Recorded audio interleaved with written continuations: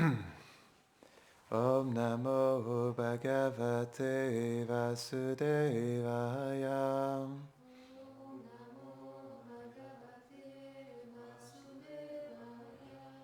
Om Namo Bhagavate Vasudevaya.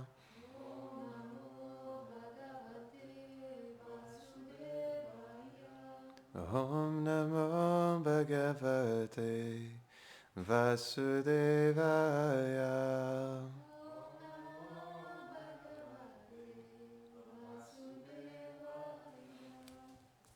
Bonjour, Gauranga.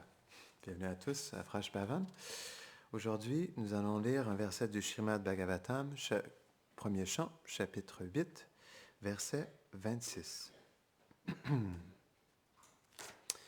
Jainmashvarya Shruta Shribir Edamana Madapuman Naivarhatya Bidatum Vai Tvam Akinchana Gocharam. Traduction. Un homme qui est gonflé d'orgueil, gonflé, à cause de sa naissance, de sa beauté ou de sa position, est incapable de t'invoquer. Ô Krishna, tu es seulement réalisable par ceux qui n'ont aucune possession, excepté tes pieds de lotus. C'est un très beau verset, on va le relire. Un homme qui est gonflé d'orgueil à cause de sa naissance, de sa beauté ou de sa position est incapable de t'invoquer. C'est comme des malédictions en réalité, non? Donc la naissance, la qualité de notre naissance, de notre beauté, de notre position, ne nous permet pas d'invoquer sincèrement Krishna. Non? Ce sont on pourrait dire comme des malédictions. Ô Krishna, tu es seulement réalisable par ceux qui n'ont aucune possession. C'est pourquoi en réalité Krishna, il enlève tout. Parce que quand il enlève tout, il nous permet de pleurer. Si on avait tout, pourquoi on pleurait à Krishna? Non. C'est quand tout va mal qu'on approche Krishna. Quand tout va bien, je t'aime Krishna, mais quand tout va bien, il n'y a pas de problème. Donc c'est pourquoi qu'en règle générale, Krishna nous enlève tout. Et comme ça, on peut profondément pleurer sa présence dans notre cœur. Tu es seulement réalisable par ceux qui n'ont aucune possession, excepté tes pieds de lotus. Donc, il nous enlève tout et nous laisse ses pieds pareils au lotus. C'est son vrai cadeau. Commentaire. Celui qui développe l'orgueil d'un matérialiste à cause d'une naissance noble, de grandes richesses, d'une haute éducation ou qui est pourvu de très charmeurs, se trouve incapable de s'adresser au Seigneur et de provoquer ses saints noms avec sincérité et dévotion. C'est pourquoi Srila Vishwanath Chakravarti Thakur dit « La sécurité du monde matériel est en fait un danger. » Le mot « abidhatum » signifie « dire les noms du Seigneur ». Donc en réalité, ce verset, il va complètement à l'encontre de ce que les gens cherchent dans la vie. Les gens cherchent une bonne naissance, la beauté, la position, et ils cherchent à être reconnus en réalité, non? Donc c'est pourquoi personne ne veut Krishna. Personne ne veut le Vaishnavisme parce que personne ne veut laisser sa beauté, sa position ou sa fierté, non? Donc naturellement, c'est pourquoi on n'est que quelques personnes ici aujourd'hui, parce que les gens sont plus attachés à leur orgueil qu'aux pieds pareils au lotus de Krishna. Donc naturellement, ça fait pas grand monde.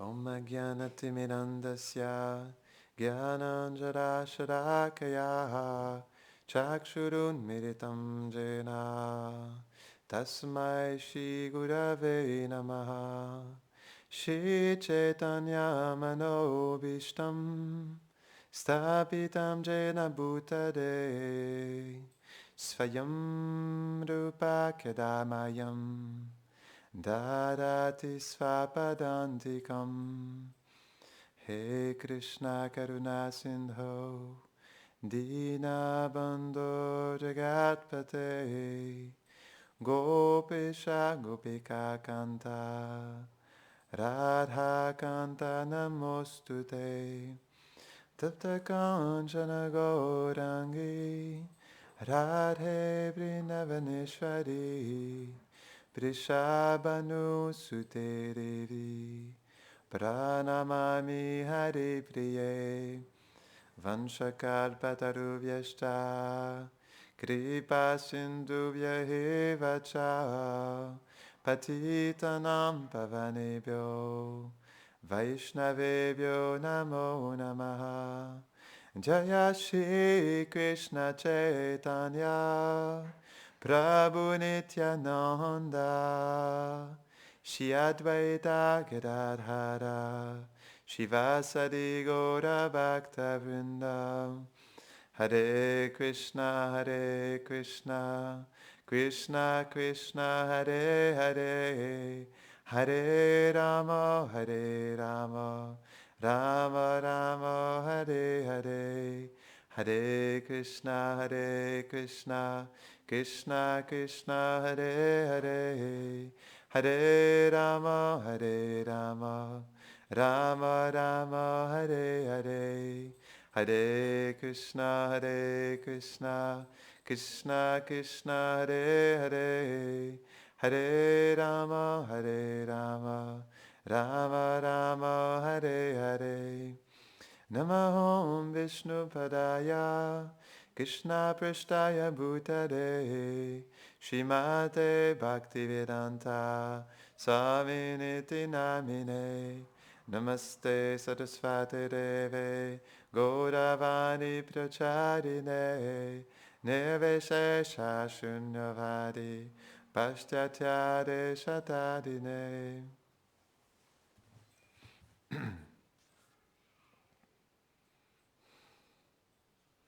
Donc, ouais. Qui aurait cru que tout perdre est la plus grande bénédiction? Qu'être le plus grand de tous les perdants est la meilleure chose qui puisse nous arriver. Parce que c'est lorsqu'on perd tout qu'on obtient Krishna. Krishna, il nous enlève tout et ensuite il se donne à nous.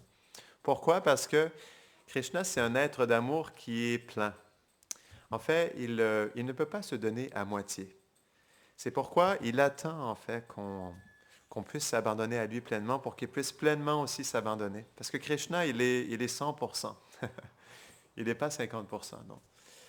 En réalité, donc, il dit, oui, je réciproque avec le désir de mon dévot, mais c'est pas qu'il, on pourrait dire, c'est pas qu'il se donne à 50%, mais c'est plutôt qu'il se cache en réalité. Il se cache et il montre seulement une petite partie de sa présence dans notre cœur, et ça fait en sorte qu'on sent tout simplement juste un petit aspect de Krishna.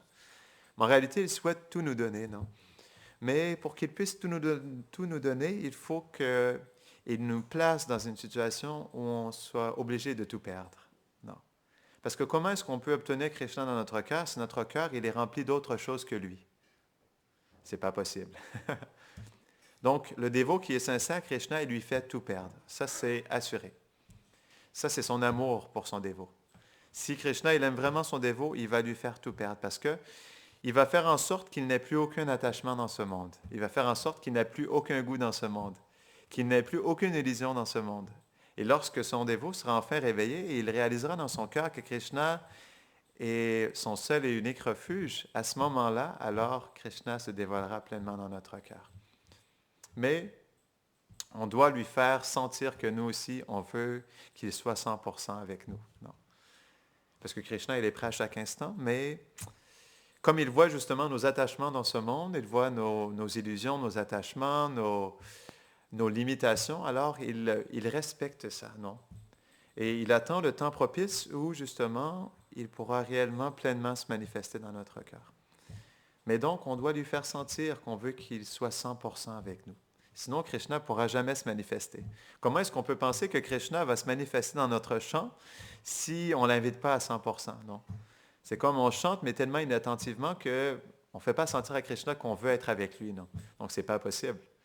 Donc, comment est-ce qu'on peut se plaindre justement que Krishna n'est pas présent dans notre vie si on ne supplie pas sa présence dans notre vie? Non. Donc, Krishna, il est un être d'amour et donc il ne se forcera jamais dans notre vie. C'est pourquoi il attend patiemment jusqu'à temps qu'on lui montre notre sincère désir d'être avec lui. Mais le jour où on lui montre qu'on veut vraiment être avec lui, alors là, Krishna voudra bien aussi être avec nous. Non, mais pas avant, parce qu'il ne s'impose jamais. C'est ça un être d'amour, il ne s'impose jamais. Donc on doit vraiment lui faire sentir à Krishna qu'on veut être avec lui.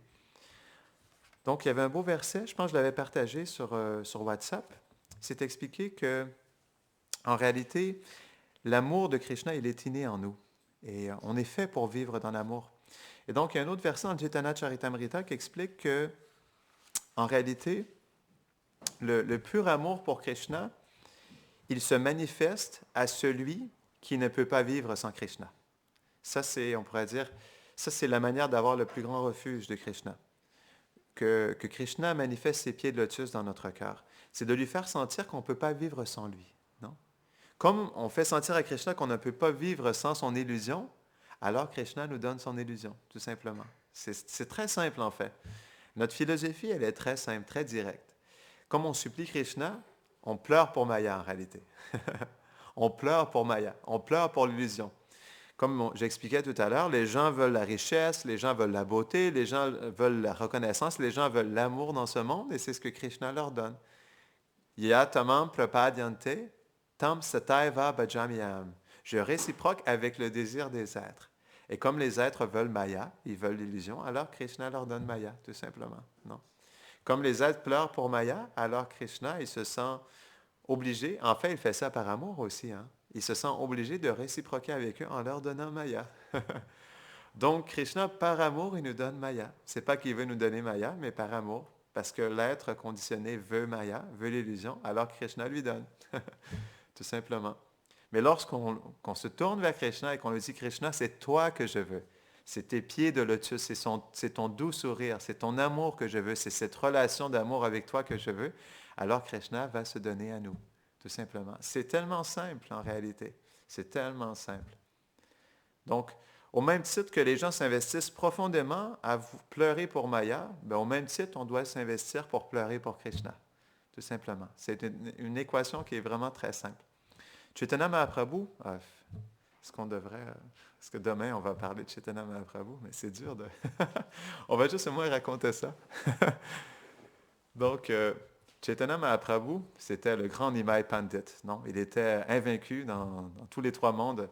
Il était le plus grand de tous les érudits. Et donc, Keshava Kashmiri, qui était un grand érudit en Inde, il a voulu justement donc, tester Nimai Pandit parce qu'il avait entendu parler de ses gloires. Et donc, il s'est fait complètement... il s'est fait complètement massacrer par les arguments extraordinaires de Mahaprabhu. Et donc, il a été complètement humilié par cette rencontre avec Mahaprabhu.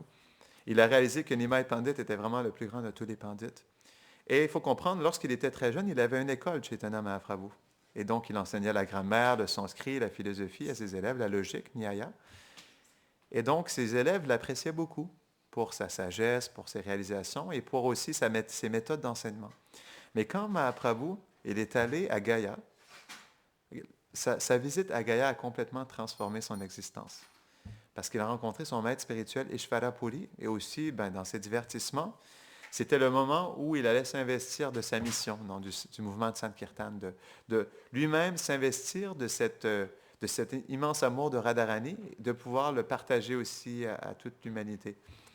Et donc, lorsqu'il a rencontré Ishvara Puri, donc il lui a dit, tu es un fou, pourquoi étudier le Vedanta Sutra? Alors je te demande de chanter constamment le nom de Krishna. Et donc, Mahaprabhu, il s'est complètement intoxiqué de cette instruction. Il a commencé à chanter les noms de Krishna. Il n'arrivait plus à arrêter. Il est retourné voir son maître spirituel. Il lui a dit, je deviens fou. Je ne sais pas ce qui m'arrive. Je pense que je suis complètement fou. Je ne sais plus quel est le jour ou la nuit. Je n'arrive plus à penser. Je suis complètement intoxiqué de ces saints noms. Je suis profondément absorbé de ce pur amour et je ne sais plus quoi faire. Je ne suis plus en contrôle de ma personne. Et donc, Ishvara Puri, il lui a dit, ah, d'accord, tu as compris, tu as bien compris et réalisé mes instructions. Donc, retourne maintenant à Navadvip. Et donc, il est retourné à Navadvip, mais complètement transformé. Et là, ses élèves qui ont vu Mahaprabhu dans cette extase, ils n'arrivaient pas à comprendre. C'est comme il était passé de Nimai Pandit à ce personnage intoxiqué d'amour. Et donc, ses élèves, ils n'avaient pas compris qu'est-ce qui s'était passé. Et donc, lorsqu'ils ont vu Mahaprabhu, il était constamment en train de chanter les noms de Krishna. Et même lorsqu'il enseignait la grammaire, il enseignait la grammaire avec les noms de Krishna. Et donc là, ses élèves se sont regardés, puis on n'a pas signé pour ça. Non, c'est pas la méthode d'étude qu'on était habitué d'apprendre de Nimai Pandit. Et donc, ils se sont un peu révoltés. Ils sont allés voir le maître spirituel, pas le maître spirituel, mais le premier enseignant de Nimai Pandit, Gangadas Pandit. Et donc, ils se sont plaints à Gangadas Pandit et ils lui ont dit, donc ce Nimai Pandit, notre professeur, qu'on aime beaucoup, maintenant, il ne fait que réciter les noms de Krishna partout, dans tous ses cours, dans le sanskrit, dans la grammaire, et il n'arrête pas de chanter les noms de Krishna. Et donc, on veut apprendre des choses, mais on réalise que la seule chose qui nous apprend, c'est chanter les noms de Krishna. Et donc, Gangadas Pandit, il a dit à ses élèves, demandez à Nimai Pandit de venir me voir. Et donc, ils sont allés voir Nimai Pandit et ils ont bien de vouloir demander d'aller rencontrer son ancien enseignant. Donc, il est allé rencontrer Gangadas Pandit. Et donc, quand ils se sont rencontrés, Gangadas Pandit, il lui a dit, non, maintenant, tes élèves, ils n'arrivent plus à te comprendre, ils veulent tous s'en aller. Donc, s'il te plaît, fais en sorte qu'ils puissent atteindre le but de l'existence, qu'ils puissent comprendre le but des Védas et applique des bonnes méthodes d'enseignement pour qu'ils puissent avoir la meilleure étude qui soit. Et donc, Mahaprabhu, dans toute son humilité, lui a dit, ah, d'accord, ok. Il lui dit, ben pas comme ça, il lui a dit. Il lui a dit, d'accord, merci. Je prends ton instruction sur ma tête et je vais faire du mieux que je peux pour les enseigner. Mais Mahaprabhu, comme il était pris de cet amour et de cette absorption dans le Saint-Nom, il n'arrivait plus à rien faire d'autre. Malgré le fait qu'il voulait suivre l'instruction de son maître spirituel, il n'y arrivait pas. Et donc, un jour, même, ses élèves ont vu Mahaprabhu chanter les noms des gopis. Donc, gopi, gopi, gopi. Il était complètement absorbé à chanter les différents noms des gopis. Et là, les élèves, ils étaient complètement outrés de voir Nimai Pandit chanter comme ça. Ils ne comprenaient pas pourquoi il chantait les noms des gopis. Et donc, ils avaient même dévisé d'un plan pour battre leur professeur.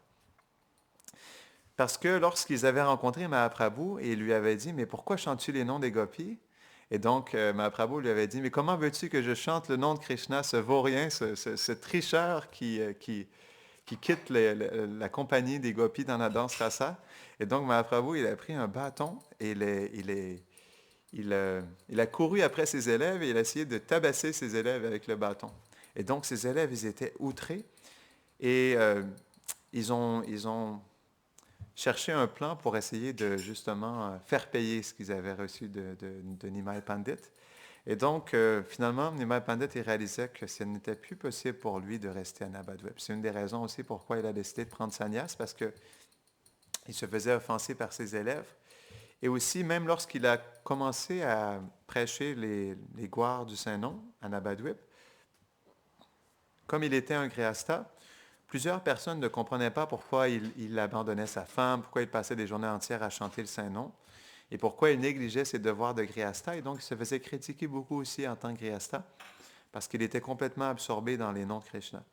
Et donc, il pensait qu'il était juste un sentimentaliste. Et donc, à ce moment-là, il a réalisé qu'il devait prendre sannyas pour que les gens puissent le respecter. Parce que s'il était Grihastha, les gens allaient continuer à l'offenser. Et comme il est le Seigneur suprême, quelqu'un qui offense le Seigneur suprême, naturellement, reçoit des réactions. Donc, pour protéger ses êtres, il a décidé de prendre sannyas. Donc, on ne va pas trop raconter parce que demain, c'est Gora Purnima. Mais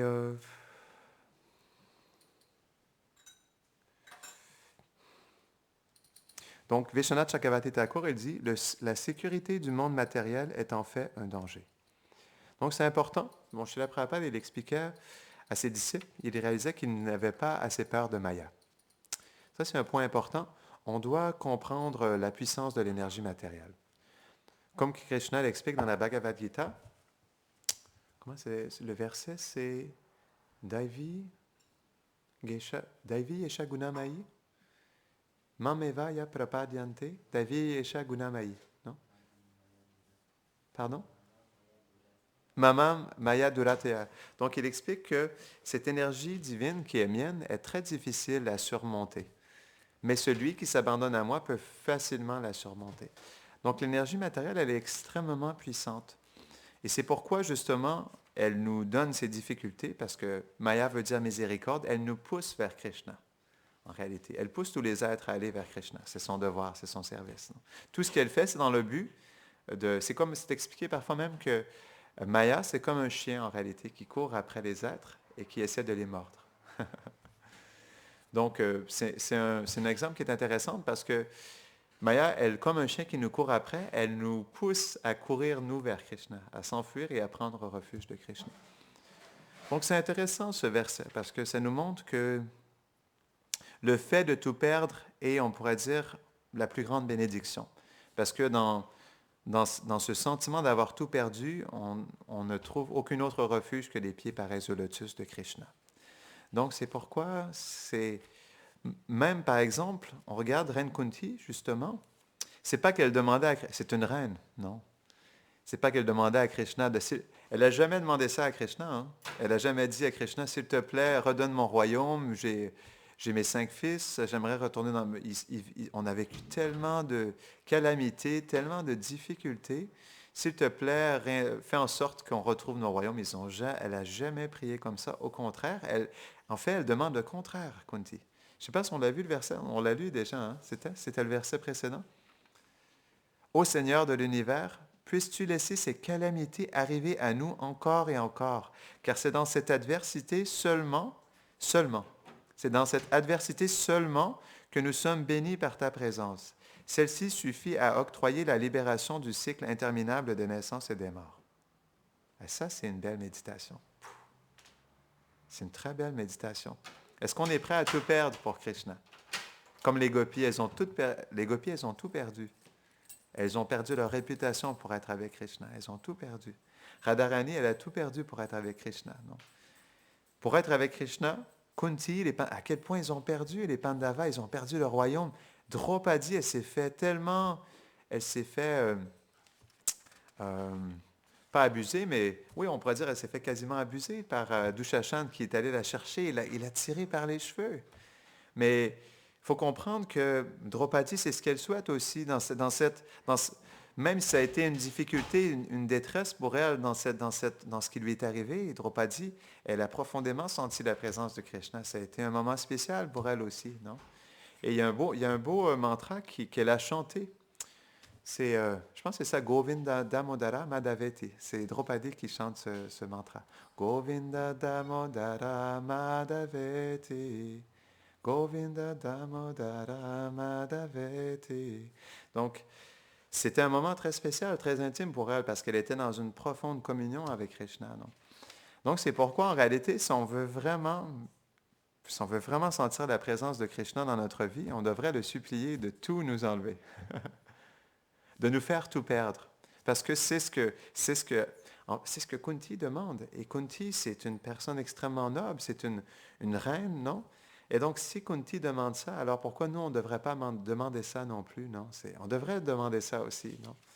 Parce que, pourquoi tous ces associés de Krishna, ils viennent dans ce monde? Ils viennent dans ce monde pour nous montrer la bonne attitude, pour nous montrer la bonne disposition pour pouvoir rencontrer Krishna face à face, non?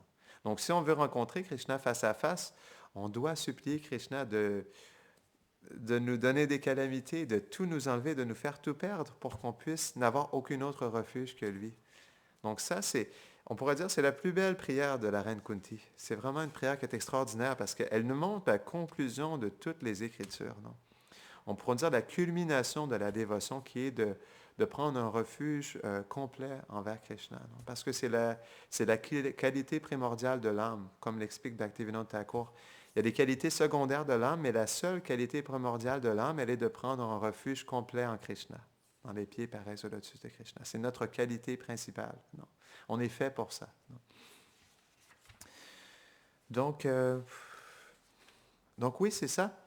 En réalité, on ne devrait pas s'accabler ou se plaindre de notre mauvais karma, parce que c'est une bénédiction. Parce que ce qu'elle explique dans ce verset, c'est qu'en réalité, celui qui a l'orgueil, la naissance, la position, la beauté, la richesse, il ne peut pas invoquer Krishna avec sentiment, parce que, en fait, ces bénédictions ou ces opulences matérielles, elles ne permettent pas à l'être de se tourner vers Krishna parce que c'est des contaminations, non?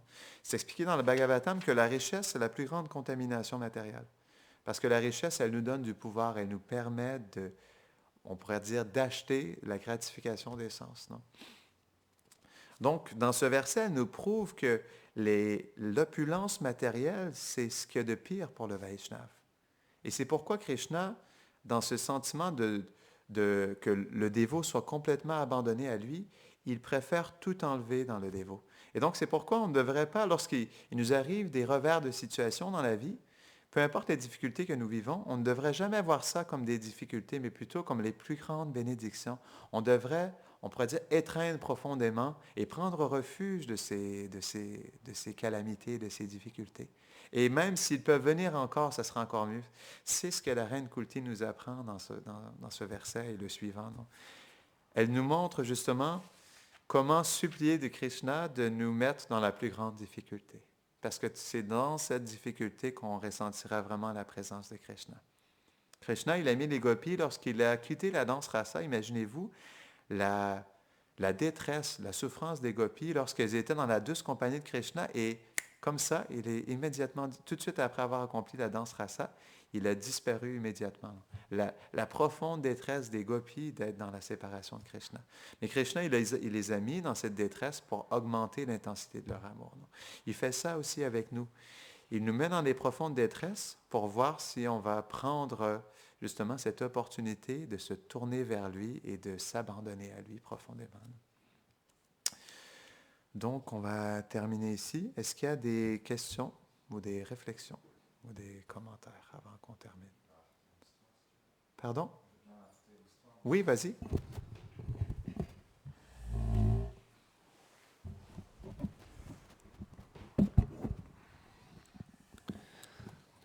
Comme expliquait Maharaj, en fait, c'est très rare les personnes qui demandent que Krishna il leur enlève toutes leurs possessions. Et comme les Vaishnavas, ils savent cette chose-là, un jour, Narada Muni, il est allé rencontrer Krishna. Il lui a dit, « Oh Krishna, s'il te plaît, fais en sorte maintenant de donner tellement d'opulence aux gens qu'ils vont avoir foi en toi. Parce que là, maintenant, moi, je suis un brahmachari et je voyage dans différents endroits et je vois que toutes les personnes qui t'adorent, en fait, et tu leur prends tout. Et donc, naturellement, ça n'inspire pas les autres à t'adorer. Et moi, comme comme tu es mon Seigneur adorable, ça me fend le cœur de voir tous ces êtres qui perdent la foi en toi parce que tu enlèves toutes les possessions à ceux qui t'adorent. Alors que je t'avais dit, ok, on va faire un arrangement. Donc ils sont descendus, Krishna et Narada Muni, sur terre en tant que des brahmanas pour pouvoir mendier de porte en porte et donner la bénédiction aux gens qu'ils obtiennent des richesses et que ces richesses sont dues à leur accueil envers ces brahmanas qui sont des dévots du Seigneur. Et donc Narada Muni et Krishna, ils se rendent comme ça de porte en porte et ils demandent la mendicité, mais à chaque fois quand ils frappent aux portes, les personnes disent « Oh non, non, les brahmanas, nous on ne veut plus les voir, on va tout perdre si vous rentrez dans notre maison. Le Seigneur va tout nous enlever, partez, partez, on ne veut pas vous recevoir. » Et comme ça, une fois, deux fois, trois fois, ils se sont fait complètement ignorés et rejetés, jusqu'à temps qu'ils rencontrent une vieille dame qui avait très peu de possessions. Il lui restait rien du tout à part une vache. Et elle avait beaucoup de dévotion pour Krishna. Tous les jours, elle faisait la traite de la vache et elle offrait le lait à sa mortie de Krishna. Et quand elle a entendu les brahmanas arriver, elle a dit « Oh, quel jour auspicieux! Les dévots du Seigneur, des brahmanas sont venus dans ma maison, je vais les accueillir. » Donc elle a fait asseoir Krishna en tant qu'un brahmana, Narada Muni. Elle les a accueillis, elle les a servis, elle leur a offert des prières. Et là, Narada Muni était très content. Et enfin, on a rencontré quelqu'un qui apprécie les brahmanas et qui apprécie les seigneurs. Et donc, ils ont accepté l'offrande qu'elle leur a donnée. Elle a trait la vache et elle est allée elle a offert à sa déité pour ensuite l'offrir au brahmana. Et ensuite, quand ils sont sortis, Narada Muni a dit « Oh, Krishna, donne-lui une bénédiction. » Et là, Krishna, il a dit « Je donne la bénédiction que le lendemain, sa vache quitte son corps. » Et là, Narada Muni lui a dit « Mais encore une fois, tu enlèves les possessions à une personne? C'était pas notre plan. Qu'est-ce qui va se passer aux villageois ?» Là, de nouveau, ils vont voir que cette vieille femme, elle adore le Seigneur tous les jours, et tu lui enlèves, parce qu'on est venu chez elle, alors le lendemain, il y a sa vache qui va quitter son corps. Les gens vont perdre encore plus leur foi en toi. Et Krishna a dit, non, je ne peux pas faire autrement, parce que bien qu'elle n'a plus aucun attachement pour ce monde, il lui reste une chose, c'est qu'elle est attachée à cette vache. Donc si je lui enlève cette vache, alors elle sera complètement abandonnée à moi, elle n'aura plus autre chose que moi dans son cœur. Et donc il n'a pas pu faire autrement que donner cette bénédiction à cette Vaishnava, en fait. Donc Maharaj a expliqué cette chose-là à travers ce verset, qui est un verset extrêmement important pour nous, très difficile à mettre en pratique dans notre vie de tous les jours, parce que dans l'âge de Kali, on n'a pas été éduqué à ne plus rien posséder et à vivre vivre dans une simplicité. Srila Prabhupada, il disait ça, vivre avec des hautes pensées, mais dans une simplicité. C'est l'humeur de nos acharyas, de tous les Goswamis. Alors effectivement, c'est une question que je voulais poser à Maharaj. Mais pourquoi maintenant, de nos jours, alors construit-on des temples avec beaucoup d'opulence? On fait tellement de choses où finalement on engage ces richesses pour attirer les êtres, donc pour la prédication. Donc en même temps, les dévots, ils ont ce sentiment-là, mais en même temps, on voit que de nos jours, les acharyas, ils engagent l'argent des gens pour pouvoir prêcher. Donc comment réconcilier, comment finalement vivre cette chose-là dans l'âge actuel, d'être dans parfait renoncement, mais en même temps, on voit qu'on ne peut pas non plus complètement abandonner toutes les richesses, parce que qui viendra justement? Donc, qu'est-ce que tu pourrais expliquer? C'est une très bonne question. On peut regarder en réalité que dans le temps des Goswamis, donc tous les Goswamis, tous les acharyas, ils étaient profondément renoncés, et ils n'aspiraient à rien, ils vivaient... En fait, ils ne voulaient même pas de bhajan kutir, hein. C'est leurs disciples qui leur préparaient des bhajan kutir par respect pour leur maître spirituel, mais les Goswamis, ils étaient bien heureux juste à vivre en dessous d'un arbre toutes les nuits. Mais Rupa Goswami nous enseignait une chose, et ça c'est la chose la plus importante, ça pour nous c'est le réel renoncement, c'est Yukta Vairagya. Il explique en réalité qu'une autre sorte de renoncement qui s'appelle Markata Vairagya, il explique un renoncement de singes. Comme par exemple les singes, ils sont tout nus, ils vivent dans la forêt, ils dorment en dessous d'un arbre, mais ils s'accouplent avec des dizaines et des dizaines de femelles. Et donc il explique que il y a toutes sortes de sadhus qui peuvent vivre dans un intense renoncement, mais quel est leur réel renoncement? Et donc c'est là où il a énoncé ce principe de Yukta Vairagya. Il expliquait, Yukta Vairagya, c'est le principe où on comprend que tout appartient à Krishna. Et que le réel renoncement, c'est de renoncer à posséder à ces choses pour notre propre plaisir, mais plutôt de l'engager dans le service de Krishna. Et il explique que le réel renoncement, c'est ce Yukta Vairagya, où au lieu de se détacher de tout, on engage tout dans le service de Krishna. Pour ce qui est des associés de Mahaprabhu comme les Goswamis, donc, ils étaient dans une époque différente. Ils étaient des Goswamis, ils étaient les Acharyas qui étaient venus aussi pour installer le mouvement de Sankirtan et aussi installer les bases philosophiques. Et comme ils avaient des positions extrêmement importantes dans l'histoire du Gaudiya Vaishnavisme, ils devaient être dans des positions de sannyas, comme Mahaprabhu aussi. Et donc aujourd'hui, c'est un peu différent, comme cette prédication, elle se trouve dans chaque ville et village partout à travers le monde. Ce n'est plus cette même nécessité. Les bases du mouvement de Sankirtan ont déjà été établies. Et comme maintenant, cette miséricorde, elle se partage vraiment au monde entier, dans les plus grandes villes du monde et un peu partout, c'est là où on voit que ce principe de Yukta Vairagya, il trouve toute sa valeur et toute sa nécessité aussi, dans le sens où, comme cette miséricorde, elle est faite pour être donnée à tous les êtres vivants, peu importe leurs conditions, Yukta Vairagya permet à tous les êtres d'être engagés dans le service de Krishna, peu importe leur position, peu importe leur disposition, qu'ils soient riches ou pauvres.